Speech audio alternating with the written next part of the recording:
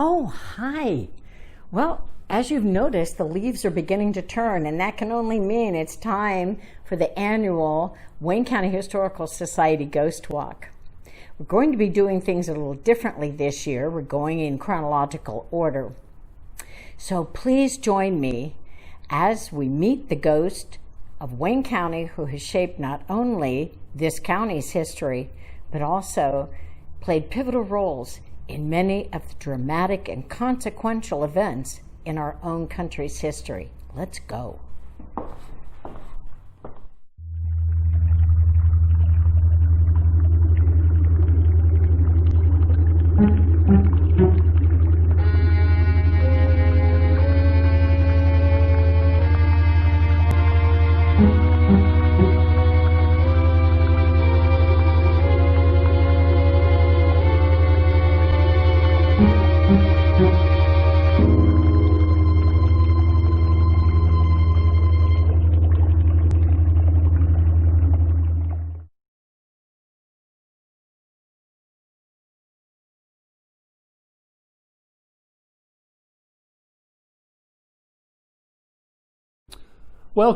Welcome to my home, to my childhood home. My name is John Howard Stibbs, born March 1st, 1840, here in Worcester, son of Emmeline and Reason Bell. Their portraits are right here. This house was built by the Bell side of the family. And we Stibbs moved in the 1840s after my grandparents passed. I had 6 siblings. And for me, growing up in Worcester was a very good life. Well, like many young men, I left home to seek my fortune out west and followed my older brother, Henry. He went all the way to Cedar Rapids, Iowa.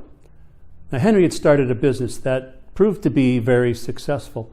So successful that he was able to open a bank.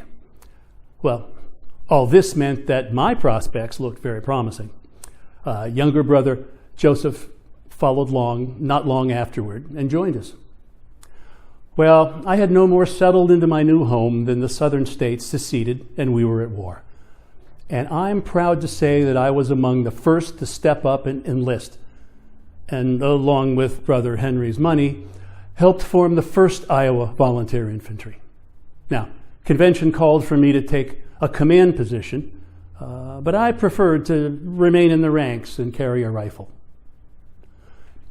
We were known as 90-day wonders, and that's because our enlistment lasted for 90 days. Besides, we were all sure that the war could not possibly last longer than that.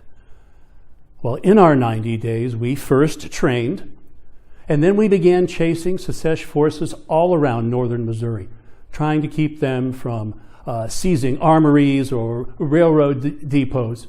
You see, the Confederate strategy was to occupy northern Missouri and make the entire state break away and join the Confederacy.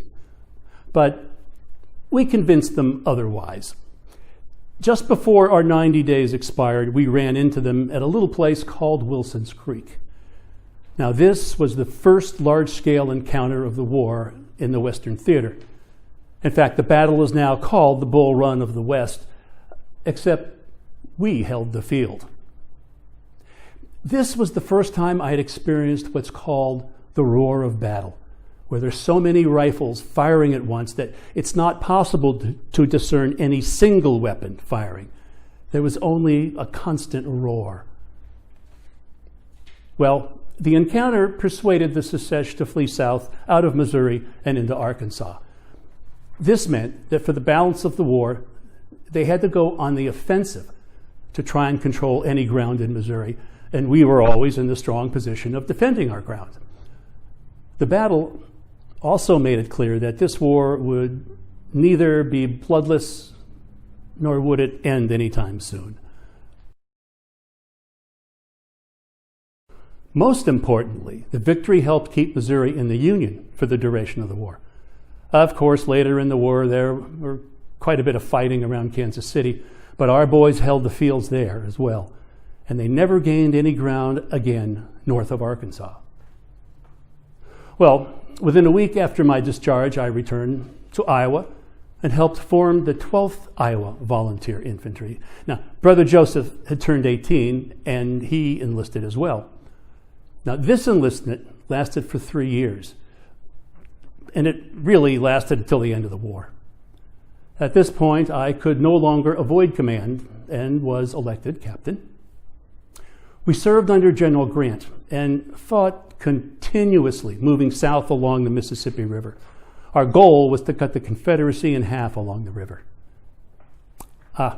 Before I forget, during the war, my mother, Emmeline, not only ran the farm and kept the house, but she organized relief efforts and led the Soldiers' Aid Society, which did some of its work right here under this roof. She also had time to remodel the house. She was a force of nature. War is full of ironies, I suppose. In April 1862, I was taken prisoner at Shiloh, Tennessee, on the banks of the Mississippi. I was paroled after 6 months. For some of you younger folks, let me explain the parole system. Prisoners of war were set free if they signed an oath swearing that they would go straight home and never take up arms again. Yes, so of course, I signed the oath, was paroled, and promptly rejoined my unit, and here is that first irony. I was immediately sent back to the same spot on the Mississippi River, south of Shiloh, where I was taken prisoner. We saw some considerable fighting around Vicksburg and Nashville. In fact, our boys fought with such distinction that I was promoted again and again during 1863, from captain to major to lieutenant colonel, and even a brevet colonel.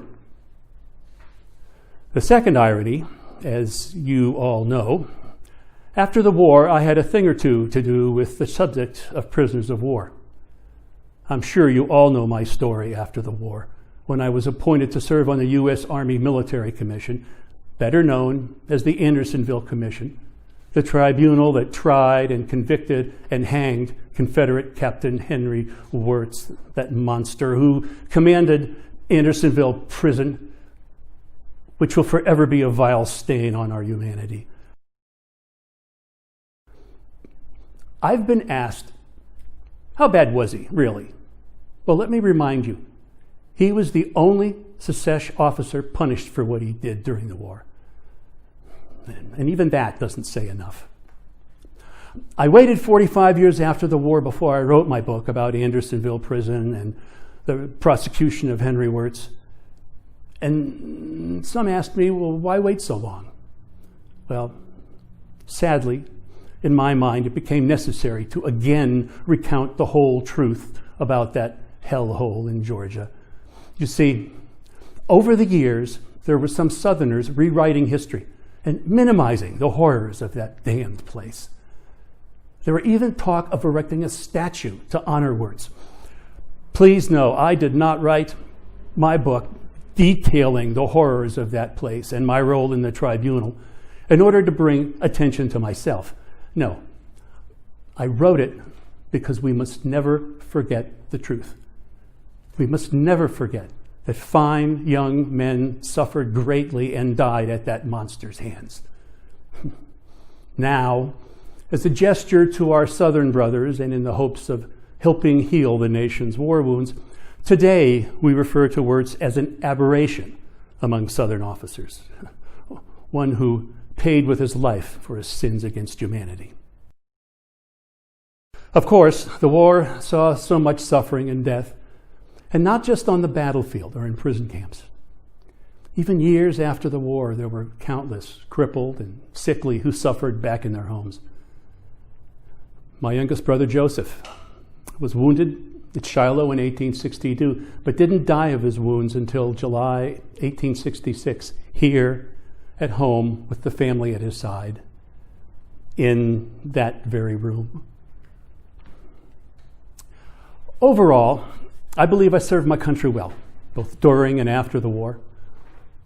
On the day of my discharge, I was honored to receive the rank of Brevet Brigadier General, and it was holding that rank that I returned to Washington and served on the Wirz Tribunal.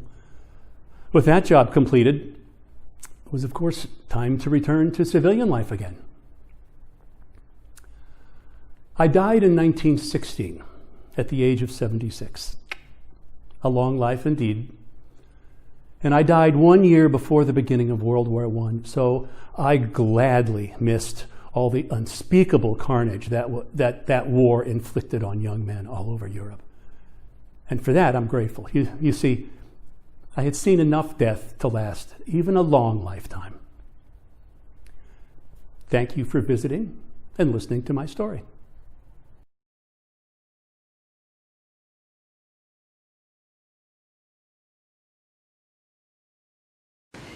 We hope you have enjoyed these presentations. As someone who values the promotion and the preservation of our unique Wayne County history as much as we do, please consider making a donation to or becoming a member of the Wayne County Historical Society. Thank you.